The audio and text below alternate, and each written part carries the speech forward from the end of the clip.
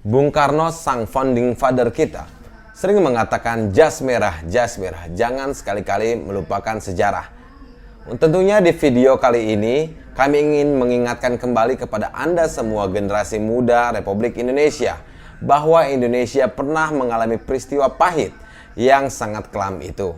Karena masih banyak sekali generasi Indonesia yang belum tahu tentang peristiwa G30 SPKI. Mudah-mudahan video ini bermanfaat untuk Anda semua.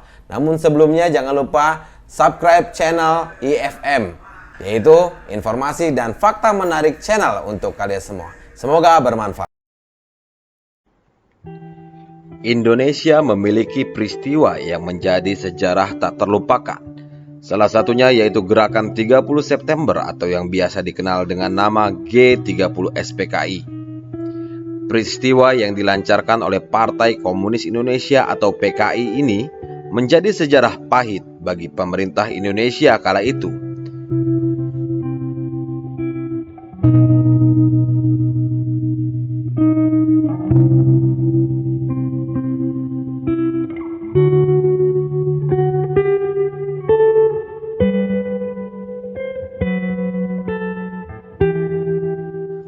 Berdasarkan catatan sejarah, PKI menjadi partai tertua dan terbesar di Indonesia.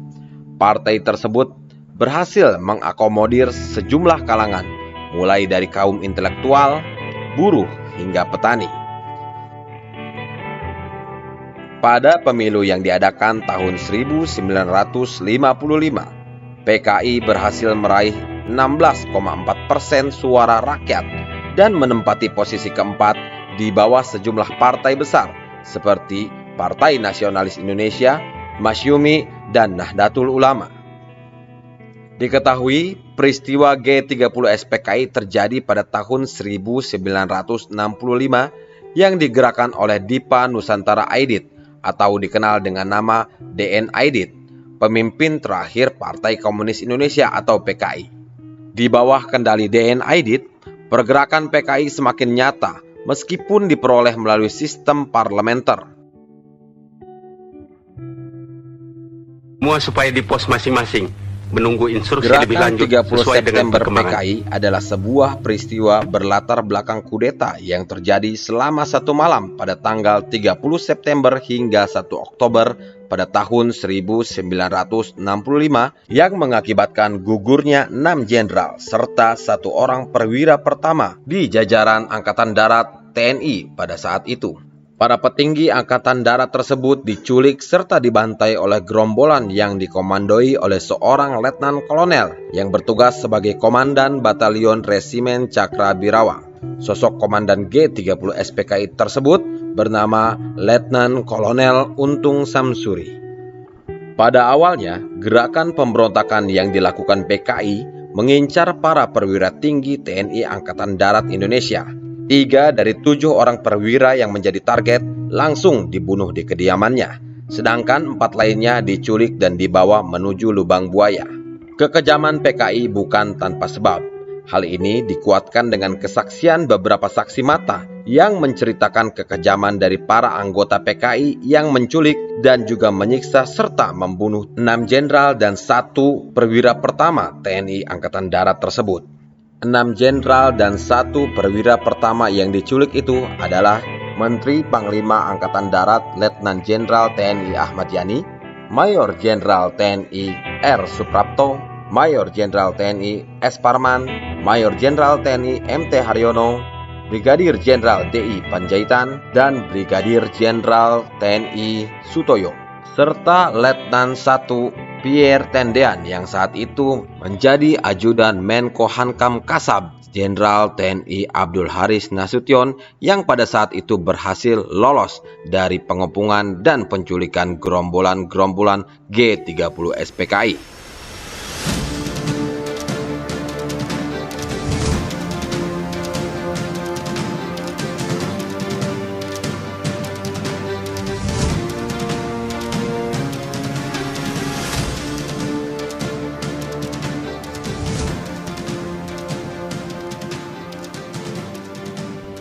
Dalam video ini, kami akan coba mengulas tentang kejadian G30 SPKI. dan juga latar belakang yang menjadi sejarah kelam bangsa Indonesia.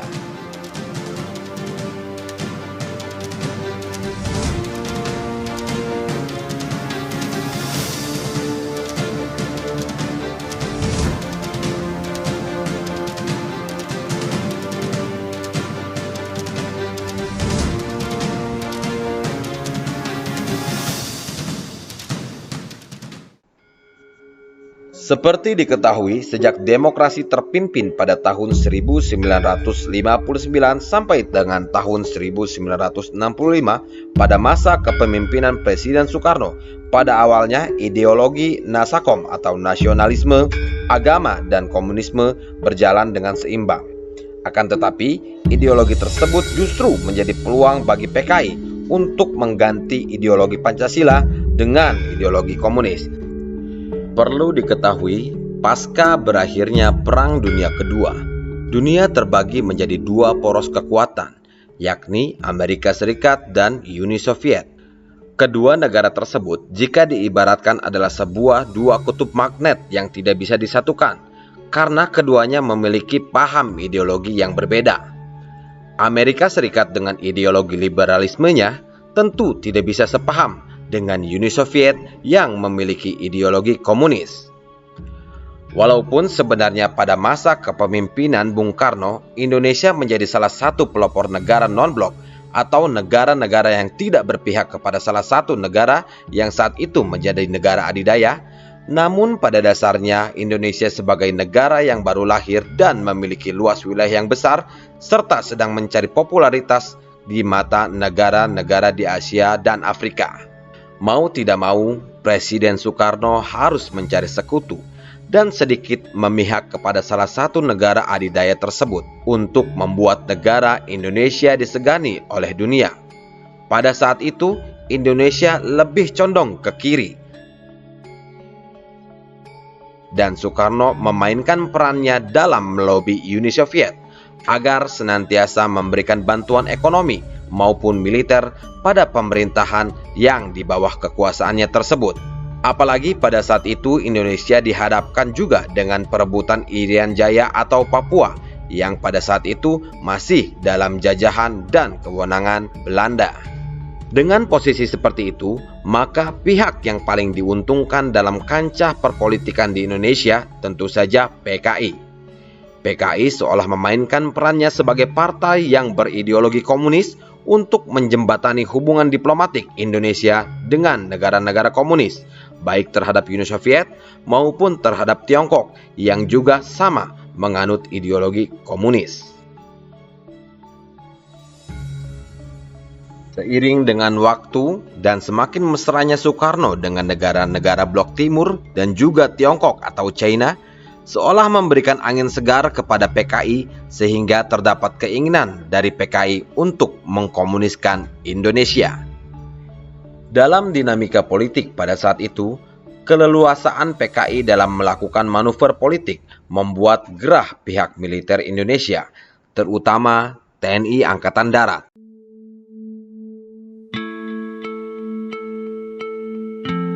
TNI Angkatan Darat tak ingin negara Indonesia menjadi negara komunis, tentunya berjuang mati-matian membendung arus manuver PKI yang senantiasa merongrong kewibawaan paham Pancasila. Tak jarang bentrokan-bentrokan antara ormas dan underbow PKI yang berhadapan langsung dengan para prajurit TNI Angkatan Darat terjadi. Dalam upayanya tersebut, PKI dengan dalih memperkuat militer dalam rangka Dwikora mencoba mengusulkan pembentukan Angkatan Kelima dalam militer Indonesia. Angkatan Kelima itu sendiri terdiri dari buruh dan tani yang dipersenjatai. Tentu saja hal tersebut ditolak mentah-mentah oleh TNI AD yang tentunya tahu akal bulus PKI tersebut. Tentunya PKI berharap kekuatannya semakin tidak bisa terbendung dalam kancah perpolitikan Indonesia, sehingga ke depan rencana mengganti ideologi Pancasila menjadi ideologi komunis tak tertahan lagi. Hubungan keduanya semakin memanas selepas PKI mendapat banyak hasutan serta seringnya terjadi konfrontasi dengan TNI AD tersebut. Untuk itu PKI kian menghembuskan isu fitnah dan juga isu-isu yang memperburuk citra Angkatan Darat di mata rakyat dengan menghembuskan isu Dewan Jenderal. Dewan Jenderal sendiri diisukan akan melakukan coup atau perebutan kekuasaan terhadap Bung Karno atau Presiden Soekarno pada peringatan Hari Ulang Tahun TNI pada 5 Oktober 1965. Selain konflik dengan TNI AD, faktor kabar tentang kesehatan Presiden Soekarno yang menurun menjadi salah satu faktor atau latar belakang PKI untuk melakukan gerakan 30 SPKI tersebut. Mencuat kabar pada tahun 1964, Presiden Soekarno sakit parah. Tersebarnya kabar ini menimbulkan kecemasan dari beberapa pihak terkait perebutan kekuasaan setelah ditinggalkan Soekarno. Kecemasan itulah yang menjadi salah satu latar belakang terjadinya G30 SPKI. PKI berasumsi jika Presiden Soekarno wafat mendadak tanpa menunjuk siapa penggantinya, maka dikhawatirkan pihak TNI AD lah yang akan menguasai negara. Tentunya jika itu terjadi, nasib PKI bisa dikatakan akan tamat. Sehingga ada istilah lebih baik mendahului daripada didahului. Di sisi lain, selain semakin memanasnya suhu politik, di usia yang masih muda, Republik kita juga dibebankan dengan masalah ekonomi yang kian merosot. Inflasi hampir mencapai angka 650%. Kondisi ekonomi yang merosot di masa demokrasi terpimpin telah menjadi lahan yang subur untuk PKI mencekoki rakyat dengan paham komunis, dengan menyasar rakyat miskin untuk menjadi target propaganda politik mereka. Kondisi inflasi yang semakin membengkak membuat rakyat ragu kepada Presiden Soekarno sendiri. Sehingga Presiden Soekarno harus mendekati PKI yang pada saat itu dianggap memiliki massa pendukung yang notabene banyak dari rakyat kecil. Memasuki tahun 65, ketegangan antara TNI Angkatan Darat dan PKI kian meruncing. 1965, para buruh mulai menyita perusahaan-perusahaan karet dan minyak milik Amerika Serikat. Hal tersebut membuat situasi semakin memanas dan genting. Banyak orang yang mengatakan pada saat itu ketegangan Angkatan Darat dan PKI diibaratkan sebagai sebuah bisul yang siap-siap pecah. Isu dokumen Gilchrist seolah menjadi awal dimulainya genderang perang antara TNI AD dan PKI. Dokumen Gilchrist diambil dari nama Duta Besar Inggris untuk Indonesia bernama Andrew Gilchrist. Beredar hampir bersamaan waktunya dengan isu Dewan Jenderal. Dokumen ini yang oleh beberapa pihak disebut sebagai pemalsuan oleh intelijen Ceko di bawah pengawasan Jenderal Ageyan dari KGB Rusia yang menyebutkan adanya Our Local Army Friend atau teman tentara lokal kita yang mengesankan bahwa perwira-perwira Angkatan Darat telah dibeli oleh pihak Barat. Dokumen Gilchrist seolah menjadikan isu Dewan Jenderal benar adanya dan akan melakukan kudeta terhadap Presiden Soekarno. Waktu terus berjalan, nampaknya rencana PKI untuk menyingkirkan Angkatan Darat sudah tak tertahan lagi. Isu Dewan Jenderal menjadi poin utama PKI dalam rencana menghabisi pimpinan TNI Angkatan Darat tersebut. Dan pada akhirnya, PKI yang berkuasa di negeri kita. PKI pun membentuk sebuah operasi khusus dengan membuat biro khusus. Biro khusus PKI dipimpin oleh seorang sipil yang bernama Syam Kamaruzaman. Biro khusus yang disingkat BC memiliki tugas yaitu mempersiapkan, melaksanakan, dan membentuk gerakan untuk menghabisi para petinggi AD tersebut. Selain itu juga, BC diharuskan melakukan infiltrasi ke dalam TNI Angkatan Darat, memprovokasi para perwira-perwira Angkatan Darat agar mau bergabung dalam G30 SPKI. Pemuda-pemuda kita sedang berlatih keras di lubang buaya. Mereka semua semakin keras dari hari ke hari. Juga mereka semakin kuat dari waktu ke waktu. Seperti ajal bagi Nicolim dengan antek-anteknya. Tapi saya ragu. Apakah ajal Bung Karno benar-benar sudah dekat seperti perkiraan tim Dr. RRT? Cepat atau lambat, ajal itu pasti datang. Cepat atau lambat, jenderal-jenderal itu terus menghimpun kekuatan. Dan saya tidak ingin kalah cepat. Kemungkinan coup yang akan mereka lakukan akan memperoleh kesempatan yang Syam baik pada Kamaruzaman, hari Kepala 5 Biro Oktober Khusus nanti. Partai Komunis Indonesia atau PKI, menyatakan rasa optimisnya bahwa kekuatan militer yang berhasil mereka himpun mampu diandalkan untuk mendukung kesuksesan operasi militer G30S PKI. Syam Kamaruzaman menyampaikan kesiapannya pada rapat keempat tanggal 15 September 1965. Syam Kamaruzaman menyampaikan kesiapan 2 batalion dari Jawa Timur dan Jawa Tengah untuk bergabung dalam operasi militer G30S PKI. Laporan-laporan awal mengisyaratkan bahwa pasukan mereka bisa diandalkan untuk memberikan dukungan bersenjata untuk menculik para jenderal. Syam juga berjanji akan memberikan informasi lebih lanjut pada waktunya nanti. Syam memberitahu hadirin bahwa 2 batalion dari Jawa Tengah dan Jawa Timur tak lama lagi akan tiba di Jakarta untuk ambil bagian dalam perayaan Hari Angkatan Bersenjata yang akan diselenggarakan pada 5 Oktober tahun 1965. Tulis Victor M. Fick mengutip pernyataan Syam dalam bukunya Kudeta 1 Oktober 1965, sebuah studi tentang konspirasi. Ditulis oleh Victor, para konspirator itu bertemu 10 kali untuk menyempurnakan detail-detail teknis militer. Dari rencana besar yang telah disetujui oleh Politbiro pada 26 Agustus itu dan disampaikan kepada Syam oleh Aidit pada malam hari itu juga, tulis Victor. Salah satu detail teknis yang dibicarakan dalam rangkaian rapat-rapat pada kurun waktu tersebut adalah mengenai kesiapan pasukan operasi yang akan digerakkan dalam komando pembersihan tersebut. Komando penculikan diberi nama pasukan Pasopati, akan dipimpin oleh Letnan 1 Dul Arif. Tugasnya mengambil para jenderal hidup atau mati. Komando penguasaan kota diberi nama pasukan Bima Sakti, akan dipimpin oleh Kapten Suradi. Sedangkan komando basis akan dipimpin oleh Mayor Udara Gatot Sukrisno, dan pasukan ini dinamakan pasukan Gatot Koco atau Pringgondani. Pasukan yang harus menculik Majen Suprapto dipimpin oleh Serka Sulaiman. Siap. Untuk Majen Haryono dipimpin oleh Serka Bungkus. Siap. Pasukan dengan sasaran Majen Sementara Herman itu, oleh Letnan Herman 1 Tata. Dul Arif Siap. pada dini hari tanggal 1 Oktober 1965 menjadi sosok yang penting yang ditugaskan untuk melakukan penculikan para jenderal angkatan darat.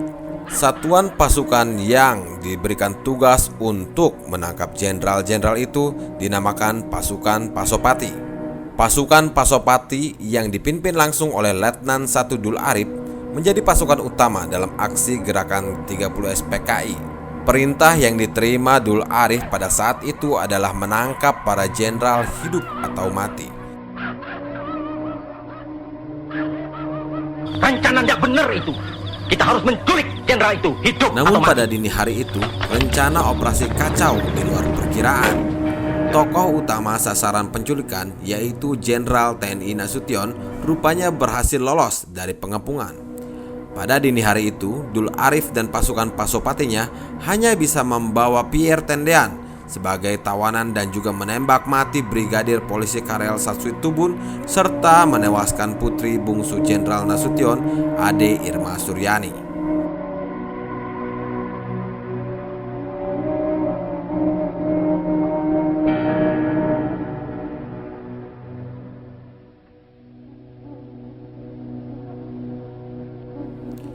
Sementara itu, di Pusat Komando atau Senko Operasi G30S PKI, para pemimpin operasi awalnya saling berpelukan, memberikan selamat satu sama lain.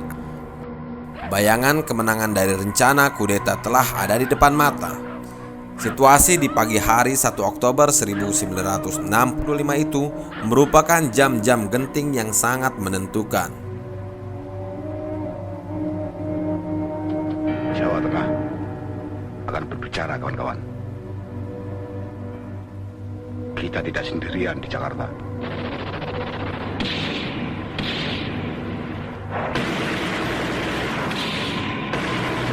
Tapi kemudian dalam hitungan jam, situasi berubah dengan cepat.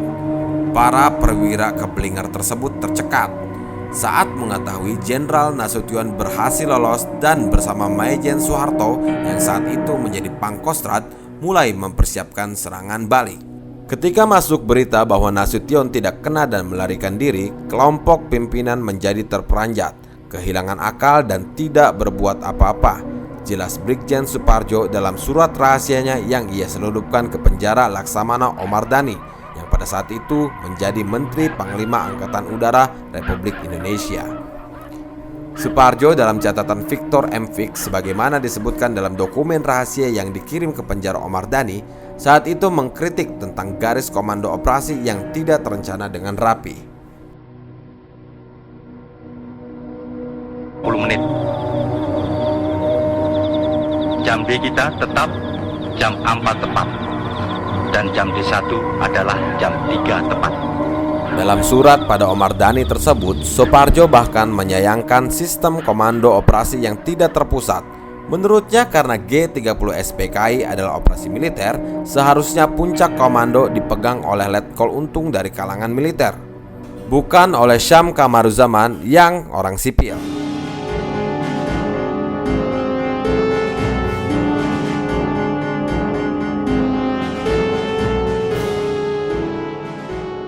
Sementara itu dari markas Kostrad, Soeharto dan Nasution mengikuti perkembangan detik demi detik sambil terus menyusun kekuatan untuk memukul balik kelompok G30 SPKI. Begitu mengetahui dari siaran radio pada pukul 14 waktu Indonesia bagian Barat tentang siapa-siapa di balik gerakan itu, Soeharto bergerak melancarkan operasi-operasi ofensif. Seperti yang diketahui, pasukan penyokong G30 SPKI yang masuk ke ibu kota Jakarta saat itu adalah Batalion 530 dari Jawa Timur dan Batalion 454 dari Jawa Tengah. Pasukan-pasukan ini dalam kesaksian yang ditulis Soepardjo menceritakan kondisi mereka yang kelaparan karena tidak mendapatkan pasokan makanan akibat kacaunya koordinasi pimpinan operasi militer G30 SPKI. Pada jam-jam genting pasca penculikan para jenderal angkatan darat itu, pasukan dari Batalion Jawa Tengah dan Jawa Timur tersebut tidak bisa digerakkan hanya karena persoalan belum makan sejak pagi hingga malam. Semua kemacetan gerakan pasukan disebabkan diantaranya tidak makan. Mereka tidak makan semenjak pagi, siang, dan malam. Hal ini baru diketahui pada malam hari ketika ada gagasan untuk dikerahkan menyerbu ke dalam kota, dan pada waktu itu Batalion Jateng berada di Halim. Batalion dari Jatim sudah ditarik ke Kostrad dengan alasan makanan, ungkap Soepardjo. Di sisi lain pada jam-jam genting itu, Soeharto membuka perundingan dengan pasukan dari Batalion Jateng dan Jatim tersebut. Ia mengutus Maijen Basuki Rahmat yang kenal dengan beberapa komandan pasukan ini dari Jatim, yaitu Maijen Sobirin Muhtar, bekas komandan Batalion 530 dan Kolonel Ali Murtopo. Ketika Basuki Rahmat dan para perwira ini lewat untuk mencari bekas teman-teman mereka itu, para prajurit batalion itu memberi hormat kepada mereka, bersikap bersahabat tetapi tampak bingung karena tidak tahu apa yang sebenarnya terjadi. Ketika Soeharto diberitahu bahwa para komandan kedua batalion ini pergi ke istana dengan Soepardjo di pagi-pagi sekali, ia memanggil para wakil komandan kedua batalion itu ke Kostrad. Soeharto sangat ramah dan membalas penghormatan mereka. Disampaikan juga kepada mereka bahwa mereka telah kena tipu oleh G30 SPKI. Karena pengaruh pertemuan yang bersahabat dengan Kostrad ini, Batalion 530 akhirnya terpecah.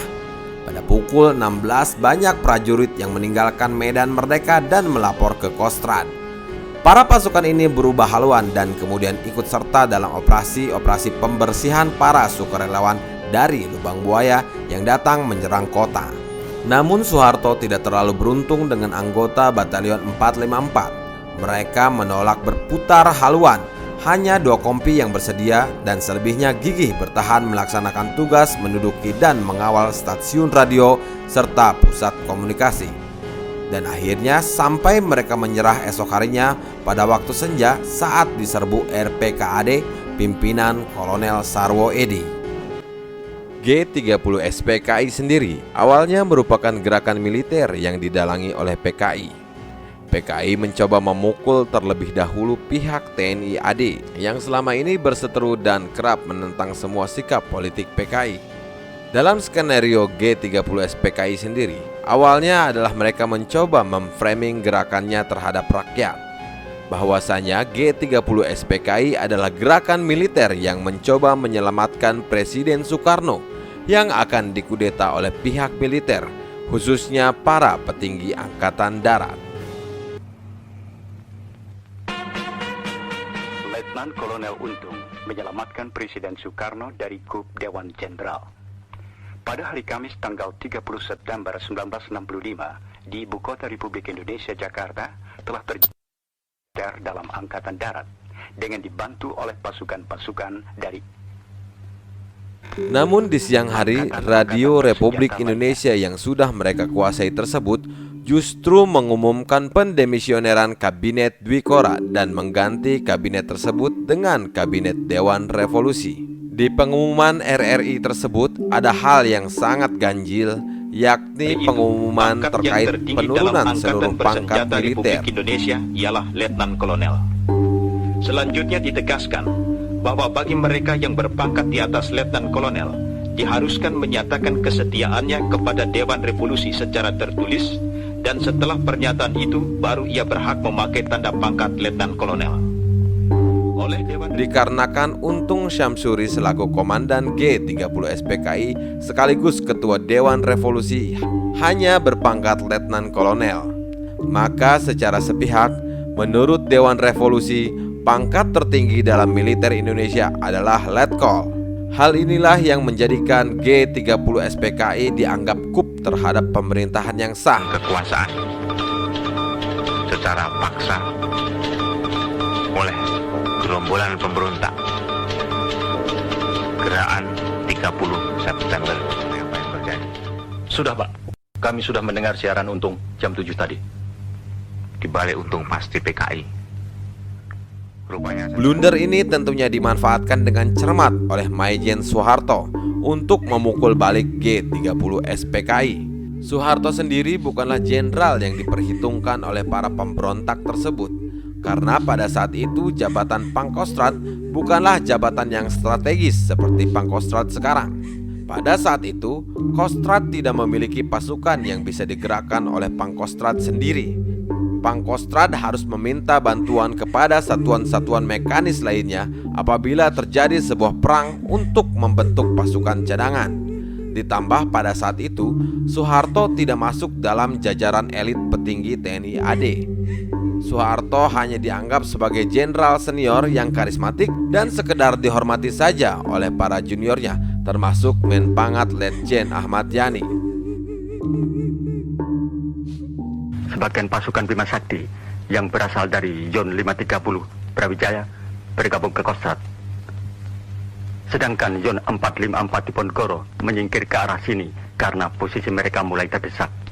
Saya kira dalam waktu yang tidak terlalu lama, keadaan kita akan semakin buruk.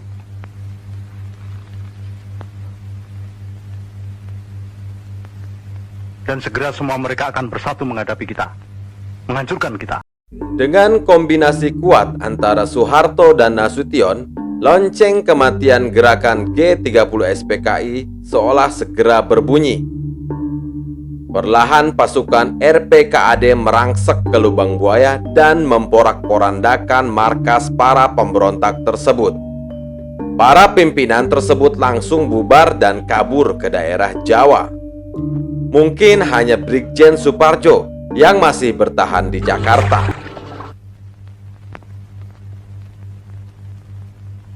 Yang penting, kita harus terus bergerak.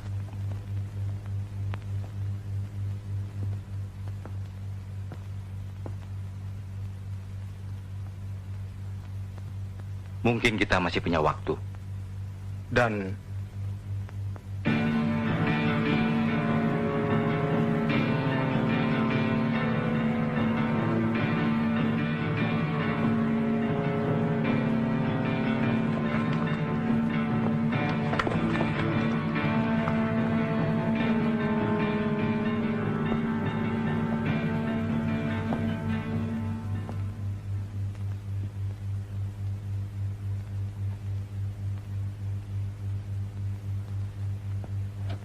Jawa Tengah akan berbicara, kawan-kawan.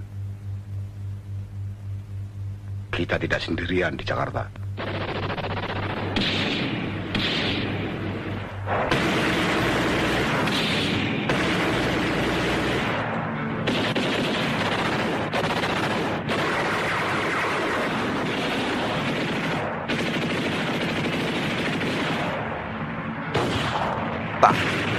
Dengan kegagalan G30 SPKI, otomatis juga lonceng kematian pun menghampiri PKI selaku dalang utama. Sehingga pasca gerakan itu gagal, kehancuran PKI secara sistematis dan masif pun tak dapat terelakkan. Rakyat yang marah serta murka, sehingga hal-hal yang berbau PKI dihancurkan.